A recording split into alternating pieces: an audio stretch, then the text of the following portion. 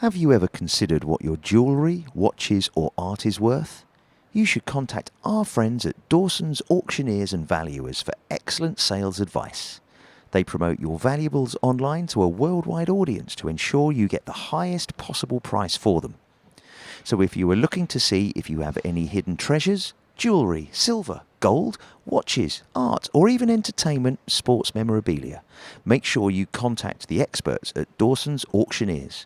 Telephone 0207 431 9445 and email valuations@dawsonsauctions.co.uk.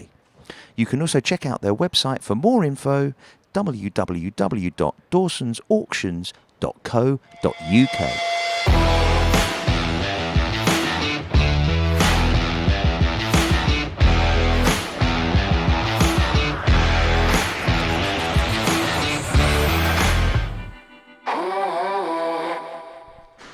Hello and welcome to our podcast. My name's Darren Reeves. My name's Neil Sillett. And we are Sillett and Reevesy. Exactly. Welcome back. We're now doing episode 12 of our podcast, Sil. It's always been our plan to say, can we do 12 podcasts? We've got there by hook or by crook. Well, we're nearly there. We're nearly there, yeah. Hopefully nothing will go wrong today. No. That was our plan, really. We set this up back in the summer, didn't we? And did our first one back in July. Was it July, was it? July, yeah. And we've done one every week. Right. Every week, even with you in France. Yep, we got through. We did. We didn't do one in Cyprus, though, Sil. You were away in Cyprus in that I was, time. yeah. And normally it's me that's away, but I've not been away at all. No. I've been around, hanging out with the British weather. With the British weather, And but playing golf at Peacefield and scoring 82, going around in 82. I did level par after 8 see the numbers holes. etched in my mind. It is there, picking up that app and seeing it there, 82, approve this score. I really want to approve that. I was over the moon. Is that you reversing or something, Sil? I don't know. There's a fair bit of noise going on, a bit of work. We're out in the Marriott Hotel in Portsmouth. There's a fair bit of work going on, modernisation. So you can come and book your rooms with an awful lot of noise going on if you want. But we do recommend it's a good gaff. Well, listen, if you can't hear us, we do apologise. But down here at the Marriott Hotel, they look after us. I'm out of latte now, Sil, but you've still got some half cold. Yeah. But they do look after us here, so it's really kind of them to do that. Now, Sil, it's been another week of lots of sport activity going on, and there was some big news for England after Lee Carsley got his 3rd out of 4 wins against Finland. Yep. I think he's done a great job, if I'm honest. Yep. But did he really want the job full time, do you think? I think you'd always say that you'd want the job. Mm-hmm. You'd be silly if you're in a position like that where you're sort of half giving it and then don't want it. I think there'll be days during his 3 or 4 month tenure that he definitely went home and said, this isn't for me. He's very much a family man, Carzo, and I was up at St George's Park this week working with the FA whilst the announcement was made. So, right. So you were there? I was there with all sorts of media going on and everything. I thought I had the job at one point, Reevesy, but that wasn't. Well, you and me. him would be like Right Said Fred in the dugout, wouldn't it? Well, we would have done, yeah. His son actually is on one of the courses I'm working on. And I was disappointed what happened to him. I think the game against Greece probably cost him. It all seemed to kick into gear after that Greek game. To be honest, though, he was unlucky, wasn't he? Because the the winner was in injury time. Injury time, yeah. And there was some flaws exposed in that game, defensively as much as anything, but also the clamour through last summer. He played the team that all the media and most of the public wanted us to play, or Gareth Southgate to play. Yeah. In the tournament in the summer. So get all your best players in, leave Harry Kane out and see what we can do. The proof was in the pudding. Yeah, there you are. You can't do that. As we mentioned, I think before on this podcast, that the problems PSG and Pochettino had getting the 3 guys to play together up front, Messi, Neymar and Mbappe. Yeah. It's a nightmare. You're defending with, it becomes you're 2 down. It's not a team game then, is it? It's a game of individuals, and we've seen it generation after generation. It's like the Harlem Globetrotters, isn't it? It becomes like the Harlem Globetrotters. Mate, I don't follow it, but I'm guessing what you're saying is it's a team of superstars. Yeah, and they just do tricks, and if they come off, then they walk back. Yeah. And they try again a couple of minutes later, do something other. But this is where the thing is, where sport splits between the sporting side and the business side and the entertainment side, Yeah. you know. And the thing is, you've got to get a balance of You it. have, yeah. And, Yeah. you know, you could look at Messi now out at Inter Miami. Yeah, You know, he's the superstar. absolutely. You know, who's got to play, and everybody's got to play around him. Yeah. But I see they're playing in the World Cup. What's World it called? Club The World Cup. Club Cup. That's Yeah. it. That's it. What have they done to win? Yeah. To do that? Nothing. Right. They've broken. They're at a point now in the season where they have got so many points that they're winning every game. Yeah. But they've got Busquets, they've got Suarez, they've got Messi, and the money that's gone into getting them 3 or 4 there. And there's a couple of others that have come from Spain as well. The left back's name passes through my jumbled up brain at the minute, but he's there. So there's massive difference and disparity between the quality in their team and anyone else in that league. Yeah. So they should be doing that. But that's surely the business intention of the owners. Is Beckham still on the board? Yeah, he is. Yeah. He was given a big percentage of not a free franchise, because he worked the situation through promoting the league, and as part of that, he was given a franchise to go into the league, which he had to still meet certain numbers, the criteria of having a franchise to get in. So he put together a board and a consortium of investors to enable him to do that. So it wasn't just him. And they've done extremely well. There's no doubt about that once Phil Neville left. Yeah. But they've done really well. And, you know, as they would. I've been out there. I've worked in the American football leagues, soccer leagues for some time. And the standard, because of the budgets, because of the lack of TV money, is what it is, and lack of promotion relegation. So for those listening who don't know, Sil, am I right in saying you managed Puerto Rico? I was a technical director of Puerto Rico Football Club. Okay, and what did that entail, and what league was that in? What did it entail on a daily basis? Yeah. So I was actually given the role, along with a head coach, Adrian Whitbread, the ex-Pompey captain, played for Swindon, West Ham. Yes. And we put together, my remit was to bring from zero, so it was a new franchise like Beckham had, a squad of players, a medical team, organised logistics, hotels, travel, training facilities wherever we went, and make sure the budgets made sense. So handling all the budgets and playing staff and everything, contracts. So a lot of work really for a couple of years. But we played against New York, bang bang, New York Cosmos, who had Raul, Real Madrid legend, in their team. Senna also played for Spain. He was in their team. Joe Cole was playing for Tampa Bay Rowdies. Georgios Samaras was playing for Oklahoma. There was a number of teams that had some really decent players. And we had a budget for the whole squad which was less than what Raul was being played for the years. And we had to house most of our players because it was on an island. So we had to put them up. Most of them had to be single because we had to group together the accommodation. And then the travel obviously was as big as our playing budget. Of course, because it's a massive you know, you're playing on a continent. You're not just playing in a country absolutely. You know, it took us 15 hours to get from Puerto Rico to Edmonton. Amazing. 4 flights. I love Edmonton as well. It's a great city. Yeah. I've been there many times. We went in the cold, mate. It's flipping cold there, mate. Oh yes. Yeah. Oh yeah. We left Puerto Rico at 7 o'clock in the morning. Yeah. When it was 35 degrees. Oh wow. Right. We got into Edmonton, and only 2 or 3 of us had like puffer jackets. We got into Edmonton at 11 o'clock at night or midnight with our lads were still in T-shirts and tracksuits. No. We've all been there, haven't we, coming back from our holidays? Yeah. It was like that. Mate, it brilliant. Just like that. Well, I'd say if there's anything to know about American soccer and the leagues and everything else, Sil, you're the man to ask. Well, maybe. So let's go back to Tommy Tuchel. Well, we never even got to him because we were talking about Lee Carsley and trying to fit in superstars into a team. But yeah, the big news is Thomas Tuchel has been named England manager. Yep. And for me, that came as a little bit of a surprise because firstly I thought they were just going to leave it a bit longer because we're not in any sort of serious need with this Nations League stuff going on, and I think there's nothing now, is there, till March or something? No, November there's some more games. Oh, there is there? But Carzo's taking them. So he's doing those, and then Thomas Tuchel's going to become England manager on the 1st of January 2025. That's is that right? Yeah. Okay.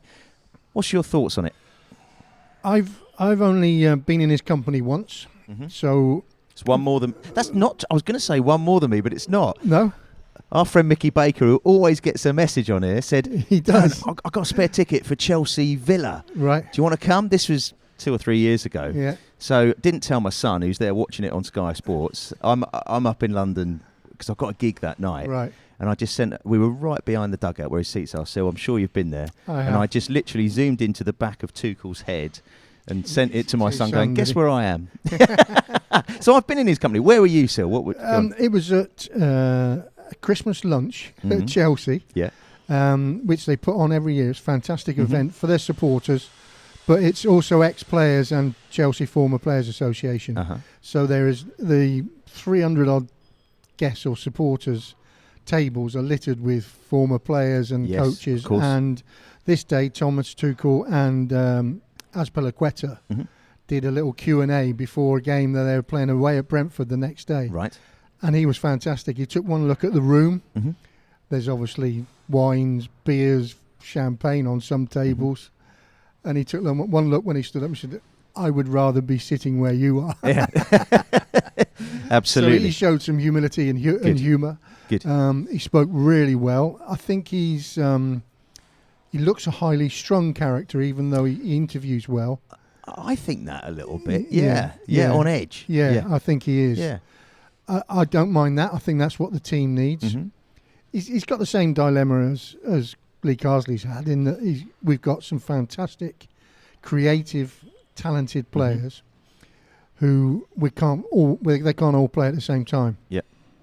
I do believe, looking at what he did with Chelsea in the Champions League and stuff like that, and what he's done previously, PSG. He won the Champions League, didn't he, with Chelsea? He's won the Champions League. Yes, that's He's huge. got a great CV. He's got a great CV. If he can look at it and say, right, this is what the team that may win me this game, I think, forgetting who he leaves out, and that includes Bellingham sometimes, who's getting on my nerves. Right. But even Foden, Carzo left Foden out. They looked fine without him. Didn't really miss him in that game. The one player we've missed, as we've said a few times now on this, is Harry Kane. Yeah. So, and Tuchel's managed him into his record-breaking season. Obviously, he had him at Bayern last season where he was manager, and because they didn't win the title, I guess that's why he's now England manager. That's right, yeah. So that could work out well for England. We're not sure. We're not sure, no. But let's hope so. But from a for me, it's definitely a footballing decision as opposed to a national decision. Because, you can sit there and go, oh, here we go again. England, Sven-Goran Eriksson, Capello. Didn't they even give Scolari the job and he never took it or something at some like point? That, yeah. In the last 24 years since the turn of the century, this is our third international appointment for our national game and national team. I don't know. There's still something for me that there's got to be an English manager for an English team. I think you'll always. But do we have them? The only option for me would be Eddie Howe, but he wasn't even asked from what he said. So. There are up at St George's Park this week. There's a lot of talk with coach educators and the FA themselves about how can we get more coaches into prominent positions. It seems to me, because of club ownership structures, is this a band starting up? This is the beginning of Allentown by Billy Joel, mate. Listen to it. Brilliant. There is a clamour from within the FA and from within English football to try and get coaches into better positions. But it's been proved through hindsight data that the only way they get to manage in the Premier League is if they get promotion through the Championship. Yes. They're not being employed generally. Sean Dyche was probably the latest one to be employed by a Premier League club when they aren't taking the club up through the league. So that's a big problem. If the owners haven't got trust in that. And it's trending. It's following trends. It's following. Do you think it's a bit boring to appoint an England manager in England when these chairmans want international status. Yeah, and they're international people themselves. Yeah, that's true. So it's no big deal for them. And I have to say, I understand that a little bit, having spent my life travelling the world, touring various shows, and seeing various audiences. Yeah, it's a bit boring when I tour the UK. Yeah, because it's just my instinct. Because it is home, it's safe, it's what I know. It's not exotic. No, it's not. And I wonder if there's something like that. You mentioned Sean Dyche of Everton. They had their first win. Let's get on to Premier League. They had their first win yesterday, and I was watching Match of the Day, and it was so funny. He came on, literally, he's that good old voice. What? So it's actually down there somewhere, actually, isn't he? Have you heard Bob Mortimer do him on No, Atletico Mints? I recommend anyone to listen after you've listened to our podcast. Of course, yeah. Get Atletico Mints. It's Bob Mortimer and a guy called Andy Dawson, Sunderland fan. Uh-huh. Some of the stories, it's nearly as good as ours. Oh. But Bob Mortimer does an impression of Sean Dyche and even writes songs that Sean Dyche sings. Oh, really? About having a disc beard, right? And mate, he does his voice brilliant. It's brilliant. Oh, I'm going to definitely check that out. Yeah, he does lots of things. Oh, bang. Yeah. This is a musical background for the day. We did even tell them, we did mention to them we were recording a podcast, so I think they want a little bit of involvement. Yeah, exactly. So they were good yesterday, Everton. They were good. And actually, sorry to interrupt you there. You carry on, mate. If you look at some of the games that they've let go, or let's say cocked up, or even worse, they've been playing okay. Yeah. They were 2-0 up at Villa. Did they get beat or draw at Villa? I can't remember which one. My instinct's to say they got beat because they've had a few leading positions where they've just thrown it away. Bournemouth at home was the one where they were 2-0 up with 3 minutes to go and got beat 3-2. That's it. So they're 2-0 up again yesterday. 2-0 up before the international break. They're doing okay. Yeah. And I'm going to use one later on in my five-a-side team. Okay. A player that's, for me, been one of the best players in the league this year, one of the top 5 players, is Dwight McNeil. He was fantastic again yesterday. He was, wasn't he? And I agree. He was a standout yesterday in that. So also yesterday, you mentioned Bournemouth. Is it Areola? That's it. Yeah, I couldn't. We'll make sure I got to say his name right. Seriously. So it can't be right. I'm always going to play Allentown on here because it's exactly all these industrial noises. Yeah. So Bournemouth beat Arsenal, and I had that as a nailed-on 3 points for Arsenal until Saliba got sent off. Yep.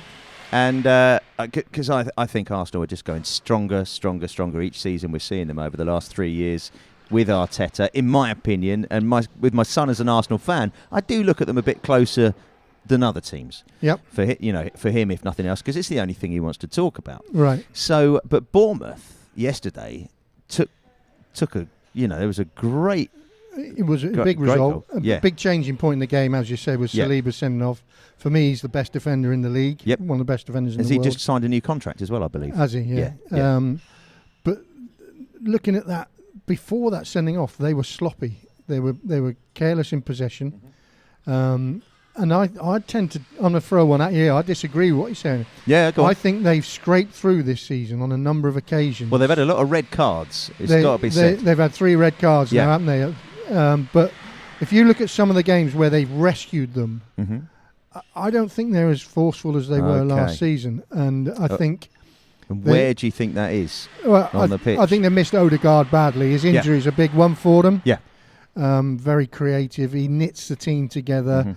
The possession that he brings in the middle third of the pitch enables them to get into the final third. Yeah. Whereas at the moment, I think some things are breaking down too easily. And I did look at when I was watching it in and out a little bit that first half. It's more a case of if something happens, I'll look at the TV. Yeah. And I looked at one of the players and thought, who on earth's that? And it was Moreno. Right. I saw him 7 years ago in Sociedad. Okay. For Aston Villa. I put a positive report in on him, actually. He scored a great goal on the day I went to see him. Right. That was another story, right? So Real Sociedad's in the Basque district. Yes. Rather northern Spain. And driving around, it started pouring with rain, so I stopped in this little, what I thought was a cafe. But it was like this really weird thing like out of the hills of eyes. So I went in, ordered myself a steak, took one look at the steak, and I can eat most things, as you may know. Yeah, well. You know, having a look at me, right? I took one look at this steak and what is that there? Oh. It could have been something that was running around the garden at the back door making noises or something like that. I don't know. But then I went to the ground. I didn't have much of my steak and chips. Went to the ground and I had a nice ticket for the game, right, from representing Aston Villa. Yep. And they put me in this hospitality box. So I'm waiting for the other scouts to turn up. I've got a lovely plate of charcuterie there. So it was all chorizos and salamis and nice cheeses and a lovely array. So I thought I'd better wait for the other scouts to come. Yeah. And then a waitress came in and said, would you like a drink? I went, yes, please. What have you got? And she went, well, we have this Rioja. I was thinking more of a tea or of a coffee.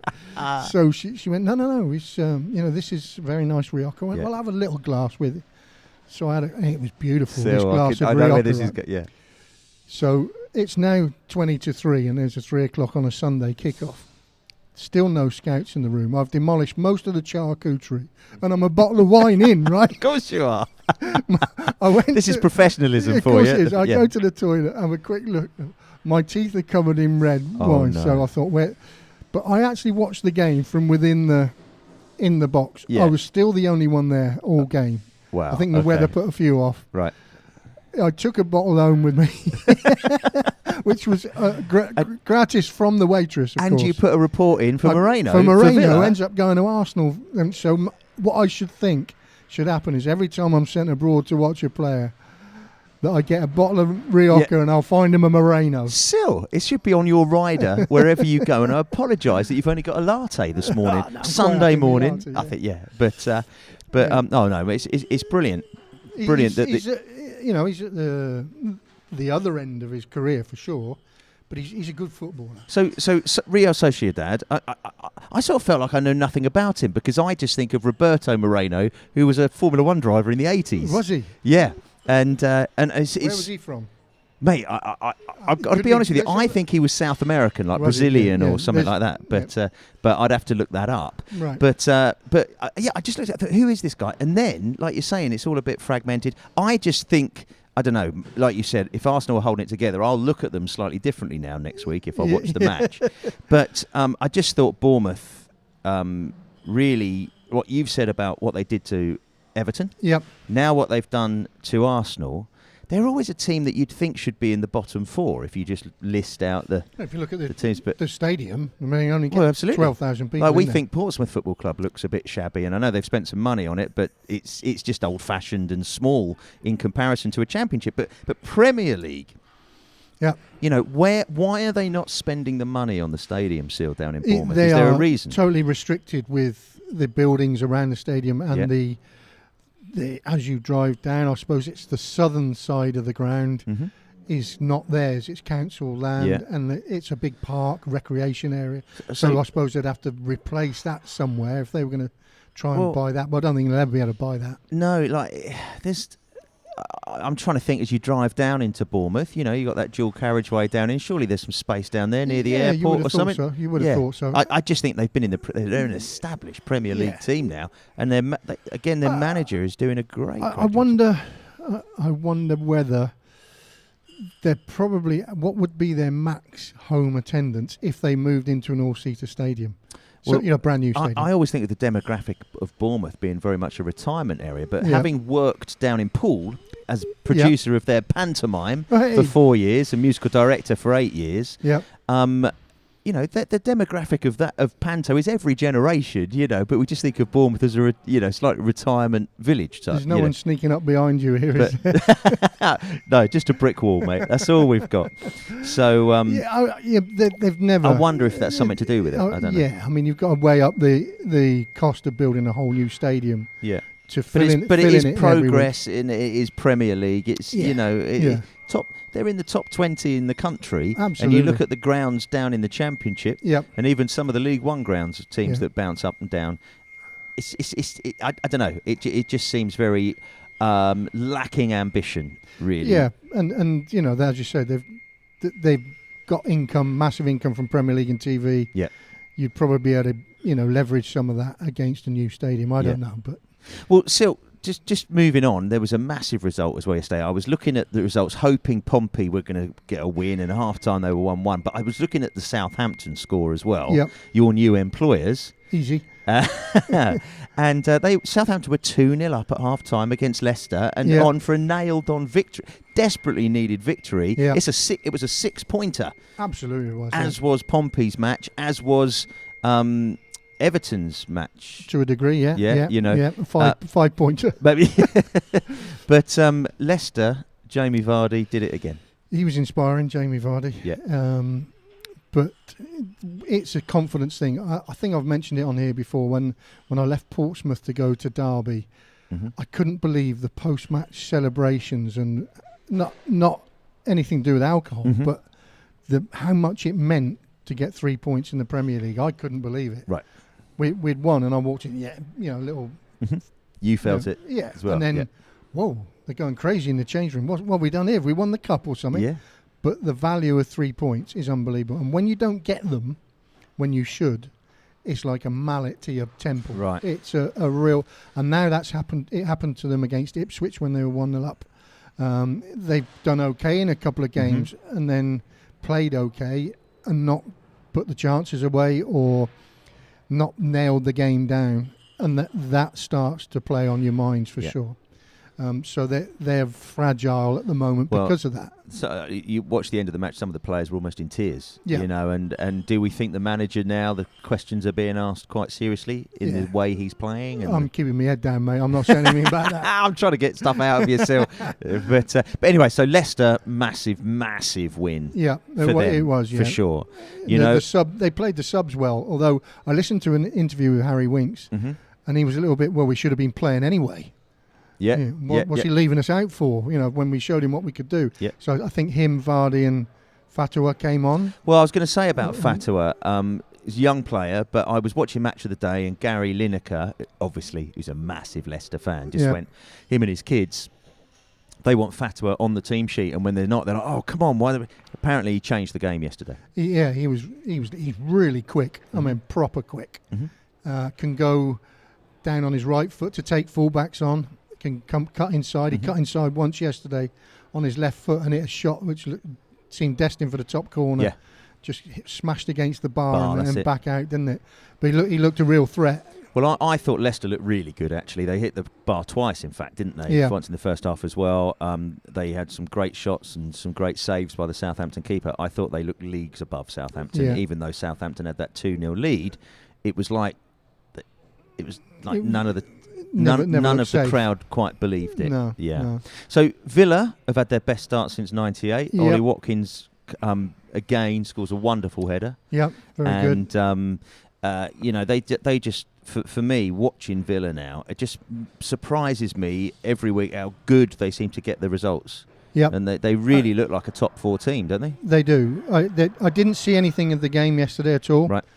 But I've become a huge fan of Morgan Rogers. Well, he scored again yesterday. Oh, did he score yesterday? Yeah, and he should have scored 2, really. Right. Yeah. Okay. No, just went wide. My mantra when I'm watching players is try and imagine you're playing against him. Yeah. He's a formidable opponent. Easy for you to say, Sil? Yeah. Big, strong, running, forceful. Likes to commit defenders. Likes to get into the box. He looks a proper player to me. Actually, diversifying again slightly, my son Frankie went over to see Liam Delap and playing the under-21s over at Bournemouth last week, and stood and had a coffee or a beer with him afterwards, and his 2 pals are Morgan Rogers and McAtee from Man City. Yep. So my boy was there mixing it with those lads, and he said Rogers is a unit, Dad. Really? Yeah, he said, because my boy's 6'4". Yeah. And he said he was right up there with me, and he can run as well. It's funny because on television, everybody sort of looks the same, don't they? Yeah, and it's like we're sat here, on stools. 7'7". Nobody would know. But you do. And when you meet them in person and suddenly realise how, well, like you call them a unit, like how fit, how well defined everything everything. Yeah. They are perfection, proper sports. athletes, Yeah, that's yeah. right. Yeah. And again, we've seen it over the. Funnily enough, just before we started, we were watching. Who were we watching? The wrestler, McManus. Mick McManus, You know, and we're looking at it thinking, my God, that was 70s. 70s. 50 years ago. Well, don't. So, Sil, yeah, don't. How were you watching it? Yeah. Well, I don't know, but I did, as you know, Remember, I had my it was a big 50th thing, birthday yeah. 2 weeks ago, and I'm still in denial. Oh, yeah. I don't Stay that way, believe. stay that way. I'm going to. I'm going to. Yeah. Now, so anyway, I was going to say there were a few red cards yesterday. Yeah. Saliba being sent off for Arsenal changed the game. Did you agree with that one? When you look at Ben White tracking back, would he have got there? You look at the goalkeeper was pushing back to his line. It was just over the halfway line. There was so much could have happened. Yeah. My question, between him and I getting didn't to the hear goal any scoring of opportunity. the punditry on it or the comments afterwards, but he looked like he was offside, the striker. I would. Now, if he's offside, then it's already done. Yeah. He shouldn't be sent off. But why didn't they look at that? I don't know. They must have looked at it. They must have looked at it. So the naked eye, he looked offside. So right. You can grab him around the neck and pull him but down. he didn't really grab him round the neck, even, did he? Really, it was just a coming together. He did it. He did and I'm there was another sending off that I felt wasn't a sending off yesterday, but there was a handball for a penalty where it literally was like that close, but they were saying, well, your hand was out here. But it was like, you've got to balance yourself. I think this whole thing with handballs and so on, you've got to balance yourself, and you know, otherwise you can't jump in the air with your arms by your side all the time. It's stupid. Yeah. None of us can. It's not natural. It's too much. Natural. Coventry, Sil, you're one of your very, very close teams into your heart. On the way back from St George's Park last Thursday, we had a meeting at the stadium. So I'm still in contact with people at the club. Regarding we've raised money to have a statue of the old fella there with George Curtis. So we looked at the site that's going on, and we spoke. Obviously, the people I'm dealing with at the club are massive fans. It's the fans that's raised the money. They're fourth from bottom in the championship. Yep. Things aren't as they would hoped, for sure. But I look at it and I wonder. The new owner has now put his stamp on the club. He's got rid of the assistant manager, Adi Vivash. Now, Adi's record with Mark Robins was promotions. I think 3 promotions, 2 or 3 Wembley appearances. The semi-final last year where they really a toenail away from getting into the cup final. I remember texting you going, they've done it, they've done it. And you were like, quite quiet. Yeah. And it was a toenail. They went to the playoff final the year before with Luton.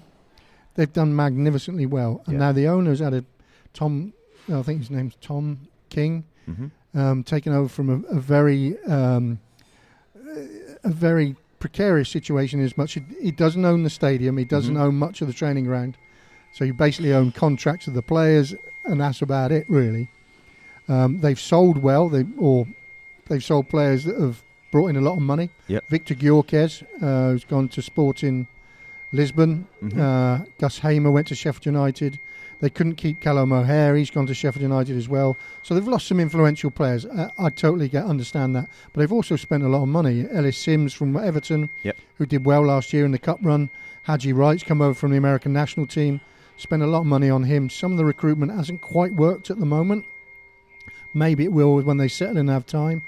But he's also changed a lot of the backroom team. And I just think, I worry that it wasn't so broken that you had to fix it. And I think that's definitely looking like it's the scenario at the moment at Coventry City. Mark Robins he's got loads of credit in the bank and deserves some time to try and put this season right. Well, that's interesting because obviously I don't watch Coventry that close, but in the Championship I'm watching Pompey and seeing them get their first win yesterday, but second from bottom, and seeing that Cardiff had a big win yesterday. We were playing QPR, who are now bottom. Right. And then you've got Coventry there. And so Cardiff, QPR, Coventry and Pompey, those bottom 4. Big clubs, all of them. The huge clubs. But also, Pompey dominated League One last year. They've tried to strengthen the squad. But actually, have they broken up a winning team? And is there something to be said that all those players deserved a chance in the Championship? Because I don't know. I'm looking at it going, well, it's so much more difficult, the Championship. I think if you look at the top 6 now, without looking at it right now, you've got Burnley come down for the Premier League. Yep. Top. You've got Leeds United, or big finance behind them. You've got Sheffield United. West Brom are up there. So these are clubs that, again, 35,000 attending their games, right? I'm going to try and find it, Sil, so we can actually look at it. Let's quickly do it. So financially, and the clubs that come down from the Premier League, they've got that parachute payment that keeps them going. Burnley, they came down. Yeah, Sunderland done well. It's a young owner in his late 20s, I think, or family backed. But you look at the other clubs around it, and they're big clubs. Well, Leeds have got to be favourites, and again, Pompey, nearly stole a win up there, Leeds, didn't they? And took a draw. And they looked good on Friday against Sheffield United. Leeds did. Well, and again, Sheffield United are fourth, so they're all right there, aren't they? West Brom and Blackburn. It's very a tough close. league, isn't it? Yeah. So the point I'm trying to make is that the money that you can see the difference. The Plymouths, the Millwalls, Pompey can only get 20,000 in their stadium. There would be one of the smallest budgets in the Championship for sure. Luton are surprising strugglers, although a great result yesterday in that derby between them and Watford. So Rob Edwards was under a bit of pressure, but that win should sort of... So there's a lot of teams won down the bottom yesterday, wasn't there? Yeah. So some big results. It's such a tough league, that, such a tough league. Well, it's brilliant to watch, and I was so excited when Pompey were back in the Championship, because I still remember Championship football in the 90s. There you go. For me, it was more enjoyable than watching Pompey in the Premier League, if I'm honest with you, because it's so competitive. Yeah. Great days they were. Great. Now days. then, we need to move on, Sil, because we're talking a lot about stuff. I just wanted to mention Sir Chris Hoy, the cycling Olympic legend. Absolutely. 5 Olympic golds, I believe. I think 6. It might be. I've got a feeling 6, 11 world titles. So he's been diagnosed with cancer and announced this weekend that it's sadly terminal. Yep. And saying he's got 2 to 4 years to live. He's a family man. He's got 2 kids and a wife, and I can't imagine, like, he's 2 years younger than me, he's 48. Right. I can't imagine what they're going through right now. The thing that I always think, what's the worst thing I'll ever have to do? And that's probably tell my kids that their granddad's passed away. Yeah. To sit there and tell your kids you're going to pass away and with the clock's ticking. I can't imagine. No. And again, the fitness of the guy to do what he's done in the cycling world.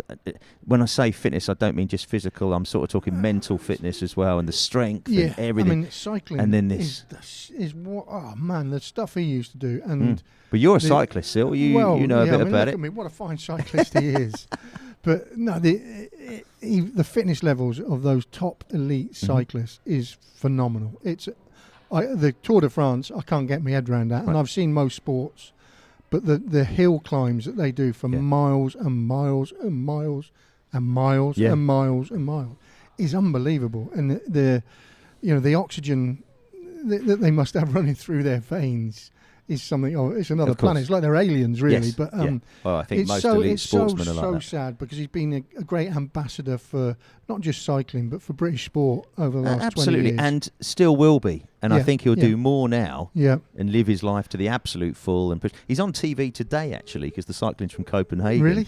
Yeah, so, it's going to be a tough one for him, I think, with now. We look at him and he's a physical specimen, not the tallest, but built like a bull. The legs were, so defined and looked like a cyclist's legs, even though they should do. Well, it makes me think live life to the full, because we don't know what's around the corner. And well, I try to, and I'd like to say at this point that it also came out that my good friend and yours, Alan Knight, MBE, not quite a sir yet, but an MBE, also has prostate cancer, and that became announced from the football club. He's undergoing treatment. He is a fighter. I've run onto the pitch to him when he's had his jaw smashed in. He's had other injuries to his nether regions, which weren't very nice for me to come and treat.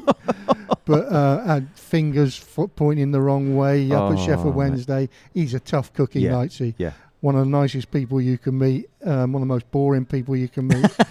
Only a friend can say that, mate. Yeah, but I love him to death, and he's gonna get his head down. He's battled through so many things in his life already. He'll give this everything, and hopefully he comes out the other side okay. Well, everyone's mate, behind him. We'll be having a golf day for him, which we hope a lot of people will support in the spring. Do we don't have a date for that We yet? don't yet. No, we've got. We'll have that at Old Thorns. We're talking to him at the moment. Yeah. No, brilliant. Well, wish him the absolute best of luck. You know, and this is life, mate. You know, sport is entertainment. Yeah. But we're talking real life things that put sport into perspective. Absolutely. You know? Formula One is back now after 4 weeks off. You'll be glad to know. I'm really excited, and I look forward to it so much. Where is it today? They're in Austin, Texas. Oh, wow. At the Circuit of the Americas. No, we call it COTA because there's an acronym for everything. When I was growing up, it was just BMW and KFC. Right. But I was playing in a BMW. Oh no, I told you all about that. What does BMW stand for? Well, I'm not, mate. If it's an acronym. I don't know. Right. Okay. But if you're listening or viewing, then please. We're not live. We're not live. Just Google it. Just tell us what BMW means. Correct. Because I know what KFC means. That's right. Yeah. Well, Kentucky Fried Chicken. It's simple. But we'll look it up. Yeah. But yeah, US Grand Prix this weekend. Now it's a funny weekend, and I still haven't quite got used to it. But there's 24 races. It's the biggest calendar ever in Formula One. Right. 6 of those races, so you can do your maths. A quarter of the events have a different format to the normal ones. Sprinting involved. Correct. We have sprint racing, which happens in lower categories with different rules and this, that, and the other. And they brought it into Formula One the last 2 or 3 years, and they keep tweaking it because it's not quite working and this and the other. So we've got a sprint weekend where Max Verstappen got onto the sprint shootout pole, is what it's called, started and led right the way to the end and won it yesterday. Right. And he picks up 8 points. So, and Lando Norris, who's chasing him for the championship, was got from 4th to 2nd and then lost 2nd place on the last lap to Ferrari's Carlos Sainz.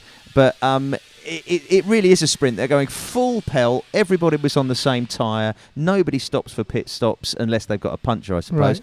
It's the fuel is going lower. They did 19 laps yesterday. It's a big sprint, isn't it? Well, I think it's like half an hour. Okay. Yeah. It's literally go for it. Yeah. Rather than in a Grand Prix, they're managing fuel, they're managing tyres, managing the engines, so you don't see them going full pelt. So the idea is it's another spectacle instead of having what is called free practice 3, where they're just tweaking the aerodynamics a bit or whatever. So they literally have 1 hour to set the cars up. They go into the shootout for pole. They go into the sprint. Then last night, it was about 11 o'clock at night, they then did the qualifying for the race, of which Lando Norris was lucky to get pole because George Russell crashed on his final lap, which put the yellow flags out, which meant Max Verstappen didn't take the pole, which he probably would have done, and knocked Norris down. And Carlos Sainz was doing a better lap as well. So Norris lucked into pole a bit.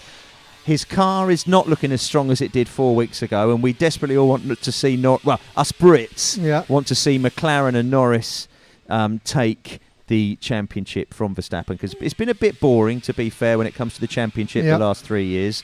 Verstappen's won 3 in a row. It dominated the sport since 2021.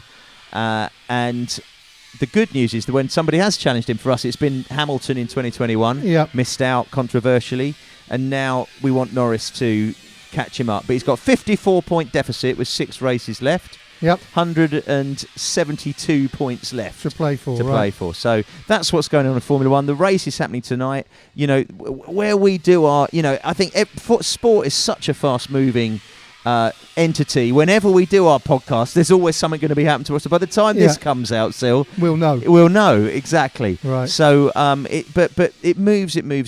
We absolutely love it. Sil, there's something about the bonus is going to be knocked on the head next year. You have been paying attention again, Sil. Is that a financial bonus? So the last 3 or 4 bonus? years, it's a points bonus. The last 3 or 4 years, they've added an extra point for whoever gets the fastest lap in a race. Okay. But it's a bit controversial because at the end of the day, the person that gets the fastest lap isn't necessarily the fastest car. Right. Because if you've got a 20-second advantage over the person behind you, let's say after essentially what it could be a 2-hour race. You might just protect that. No, what you do is you jump in the pits, go and get a new set of tyres, right, and just drive around on a new set of tyres. Okay. And you're going to get the fastest lap. Right. So it's not the fastest driver, it's just the one that lucks into maybe everybody else behind him being slow. I reckon Laurel and Hardy made the rules up for Formula One, mate. For me, if anybody was going to say to me, if you're going to do a bonus point, what would you do it for? I'd be doing it for pole position, because that is seeing the fastest person on the day. That makes sense to me. To me, it does too. And why they're not doing that? And the drivers say the same thing as well. So I'd like to. I'm glad they're removing this point. Yeah. Okay. I'd like to see it, if they're going to do it, awarded to pole position. Yeah. But I don't know. I just don't know what's going on. So much is put on pole position by the media. Yeah. That I think they should. So that's. It'd be interesting to know how many drivers get into pole position and turn that into a win. Yeah, well, all the stats are there to be looked for, and the person that is struggling, well, it's all there, mate. The person that springs to mind straight away is Ferrari's Charles Leclerc, the Monegasque who won. I saw win in Monaco this year. Right. So it's to see somebody win their home race. Can you say that again? Monegasque. The Monegasque. What's that? It's somebody who lives in Monaco. Okay. All right. Monegasque. Yes. Look at that. Right. It's every day's a school day. It is, of course. So he has had 12 pole positions, and his race percentage compared to it is really low.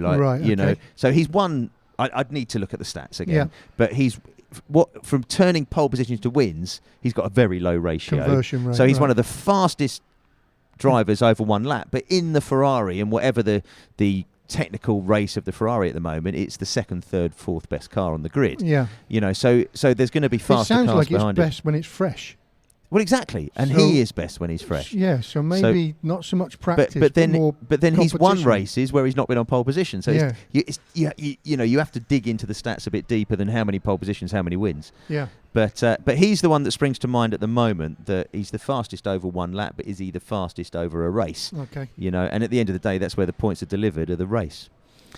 Cricket. The women's T20 World Cup final is taking place today. Is that? I think is it tonight? Yep. So where are they, Sil? They're at the final stages. No, they're in the Middle East. Sharjah and around Dubai and the Emirates. That's right. Yes. Yeah, and it's been difficult, as it would be for even the men's T20 there, because the wickets are dry, so it encourages spin. Uh-huh. It's far easier to smash a 90-mile-an-hour ball miles than it is to smash a really slow ball. Of course it is, and to direct it as well. Yes. So it's been you haven't seen the 200s that you might see in some T20 games. Right. The scoring's been a little bit lower overall, but England fancied their chances, got knocked out, I think, quarter-final stage. Mm-hmm. So the final is South Africa v New Zealand, which wouldn't have been thought of as being the final by many cricket aficionados. Interestingly, two Southern Hemisphere teams. I don't know if that's got anything to do with it. But usually both of those would be made up with more seam type or quicker bowlers than spin bowlers. So a little bit of, that doesn't quite add up. But the semi-final between West Indies and New Zealand was good. Watched that on Friday. I think it was Friday. Some poor catching, but that isn't just the women's game. England's men's team put down some horrendous chances in the Test match that they've just got beaten. I think with those fielders, you look at it and you think, like, I used to love cricket because I could sunbathe out in the field, right? Yeah. But you've got one job to do as a fielder, and that's catch the ball and run round and get it and throw it in. And stop it for going 4 runs. But you know what I'm saying. Come on, guys. Catching practice. We've all been doing it since we were 3. Absolutely. But it cost the men's team. Yeah. Put down some important chances. They had a problem. They played on a wicket that the first test was played on. So it became 9 days old, which obviously meant it was a lot drier. It turned a lot more. Unlike the first test where it was a bat in paradise, it had become a spinning top. Right. So they picked 7 spinners, Pakistan, for the second test. They didn't need 7 spinners. You can only bowl 2 at a time. Yeah. But they took all the wickets So well, it was a massive turnaround, wasn't it? Yeah, From it was. the scores that we talked about in the last podcast being record-breaking. Yeah, To Pakistan turning around and winning it. Winning it by 152 runs. Yeah, handsomely. So the last test now goes to Rawalpindi this week. So a different wicket, but there are already murmurings or shouts that the pitch will be made for spin again. Right. So England have got to get their act together to win the series. Well, that's what it's all about, isn't it? It is. It is the best team will win, and we want England to be that best team. But, we do. But we also want to see great cricket. Golf out in Spain. Yep, at the Spain moment. this week, Andalusia Masters. Very well said as well. Sí. I like it. So I had a quick look, Sil, because when I think golf and think Spain, I think John Rahm. Yep. He's 12 under after 3 rounds. Solid golf, but 7 behind the leader. Yeah, 2 in the lead. I want to say Capello, but it's not. Is it Capello? Jorge Campillo. Campillo. Yeah. There we go. And Julian Herrier, who's a French guy. 19 under. Both 19 under. But they're out now, aren't they, actually? They if we look at will the time now, we're doing this Sunday morning, 11:50. Blimey. So we've whittled on a bit today, haven't we? Yeah. Blimey. But who's your fancy, Sil? A little bet? Well, one of the best ball strikers on the DP World Tour is a guy called Jordan Smith. Yes. Stocky Englishman from the southern part of the country somewhere. Down our way? I think so. Yeah. Maybe Surrey. I said down our way. Yeah, round our way. For me, he's 4 or 5 off the lead, but his ball striking will come to the fore today, I think. Right. So it's a big call to say someone who's 4 or 5 off the lead will win. Yep.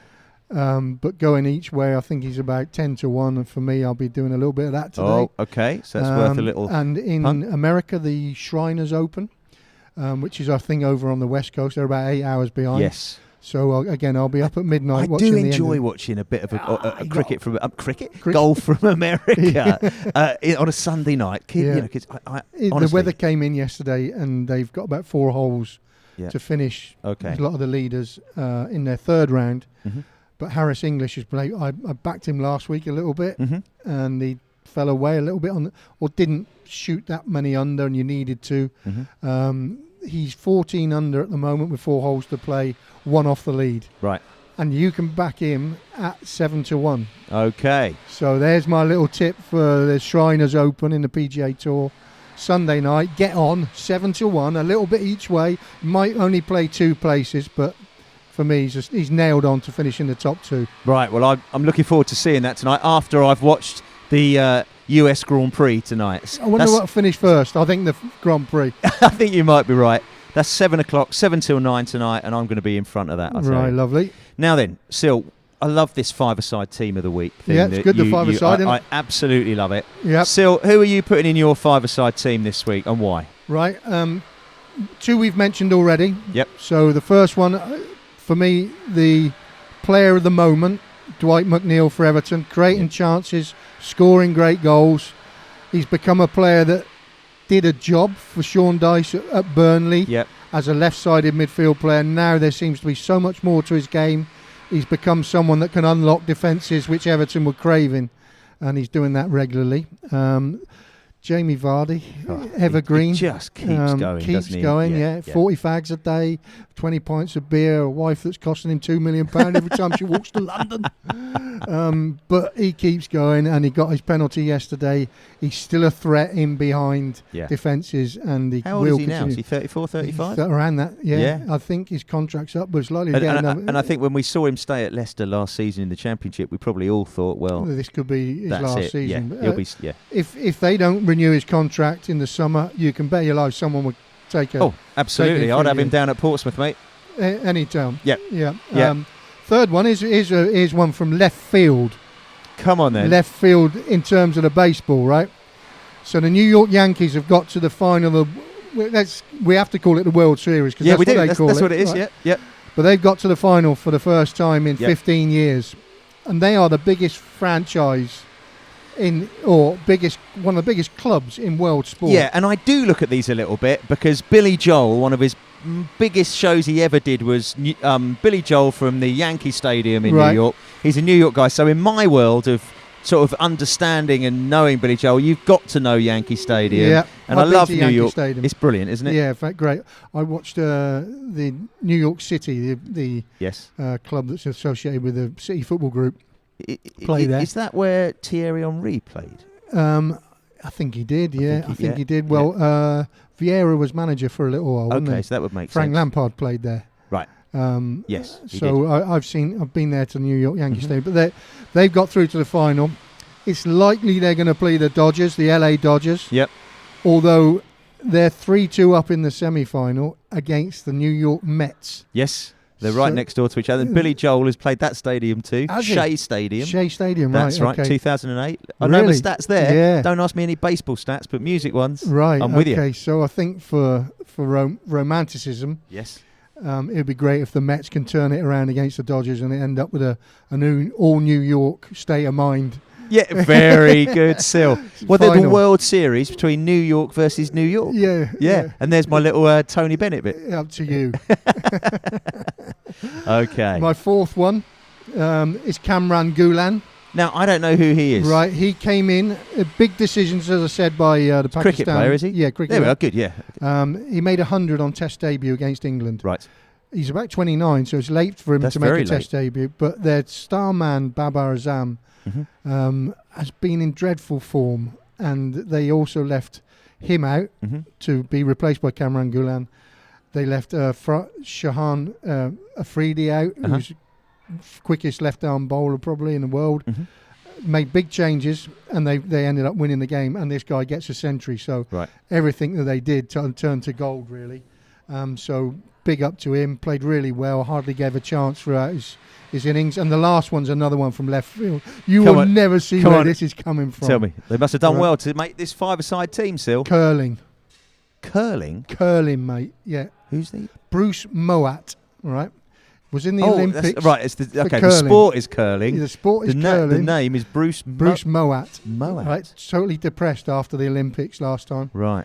But he's won 3 of his last 5. Is this he's the thing on way the back. ice that the spins? thing on the ice. With the handle. Looks a bit like your wire thing that you got down That's there. an extension lead.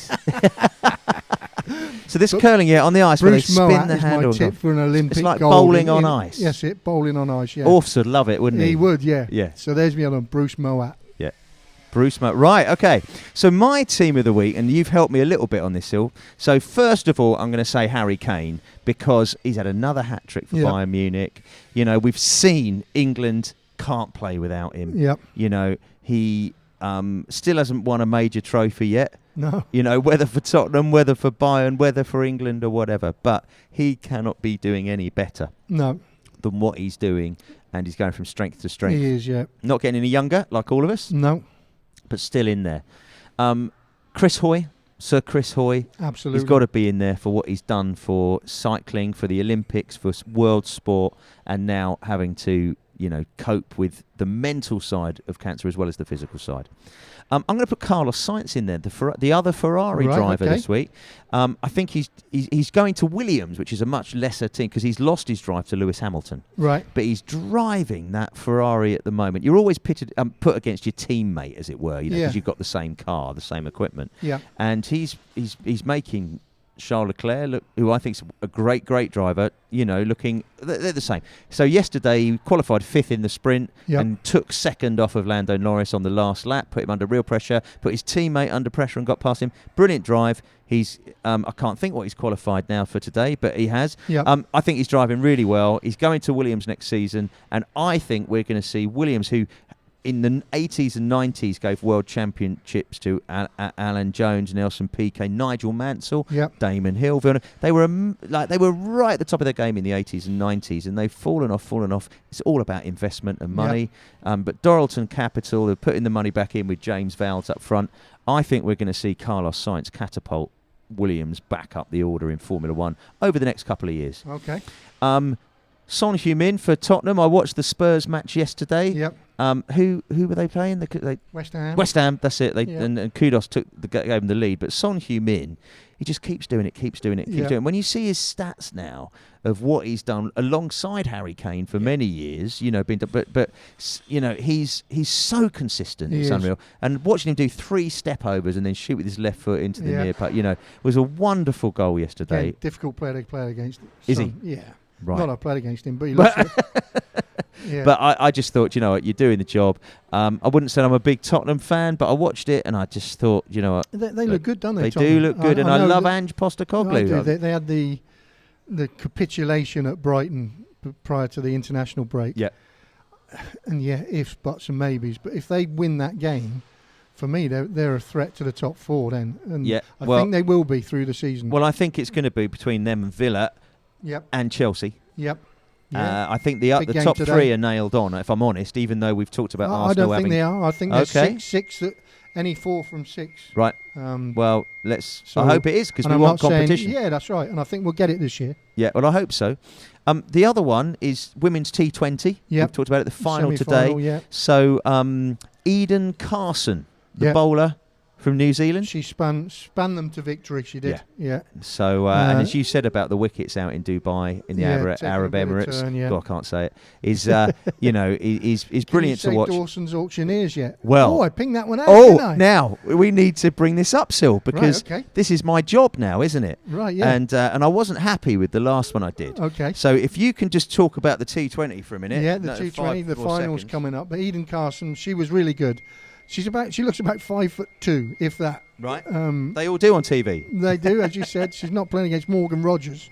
She tossed the ball up, bit of turn, and got the wickets to put them through to the final. So she did brilliantly. Now, I don't need to look this up now, do I? Because I always do it separately. So Dawson's Auctioneers. Yep. All right. And website Dawson's Auctions. Those are the things I've They're got to the get things right you've got to with get the right. advert. We're going to do it. Dawson's Auctions. We will. It's brilliant, isn't it? Yeah. Dawson's. They're going to change it. They might change the Dawsons, yeah. No, we have to thank them because they are sponsoring Absolutely. our podcast, moving us forward and helping us. And a brilliant bunch of guys. So supporting everything you do, Sil, really, isn't it? They've been great with their sponsorship on the golf day, but also sponsoring this, and they are a great service for people that you're looking to. If you've got watches that have been sat around in a drawer, you've got other artifacts that might have some value. Get in touch with them. I'm not. This is not an advert for any burglars or anything, but I do have a watch sat in a drawer. Well, we enough. tend to do that, don't we? Yeah.